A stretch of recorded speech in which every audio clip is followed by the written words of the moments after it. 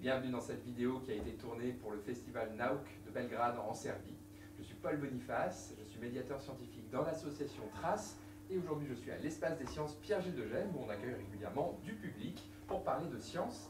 Aujourd'hui, on va parler de sable et si vous êtes ici, c'est que vous avez regardé les vidéos précédentes et vous avez cliqué cette vidéo pour en savoir plus au sujet d'un phénomène qu'on observe quand on regarde les milieux granulaires, les avalanches. Alors qu'est-ce que c'est qu'une avalanche? Qu'est-ce que c'est exactement? On les connaît bien quand on va à la montagne, on sait que les avalanches, c'est quand il y a de la neige qui s'effondre sur tout un pan de montagne, qui tombe jusqu'en bas. Mais en fait, pourquoi? Qu'est-ce que c'est? D'où ça vient?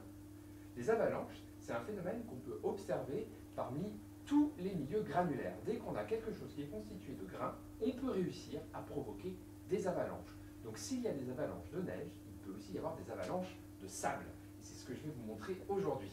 Dans ce pot, j'ai mis du sable. Et ce sable, je peux lui faire des avalanches. Alors plus petites qu'à la montagne, mais des avalanches quand même. Pour faire une avalanche, il suffit d'incliner le pot.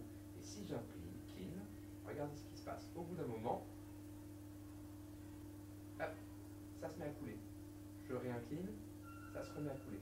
Je réincline, ça se remet à couler. En fait, qu'est-ce que c'est une avalanche? Une avalanche se déclenche quand la pente d'un milieu granulaire est trop élevée.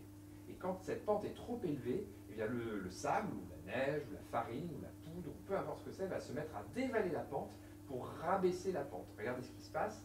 Si j'augmente la pente, le sable qui est en haut, il se met à tomber, et à la fin, la pente, elle est moins forte.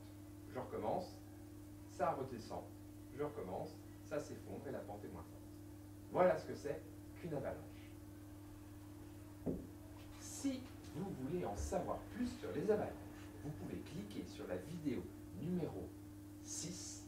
Et dans cette vidéo, on se posera la question de qu'est-ce qui se passe en fonction de la taille des grains. Est-ce qu'un milieu granulaire dont les grains sont plus petits, ça fait plus facilement des avalanches ou pas?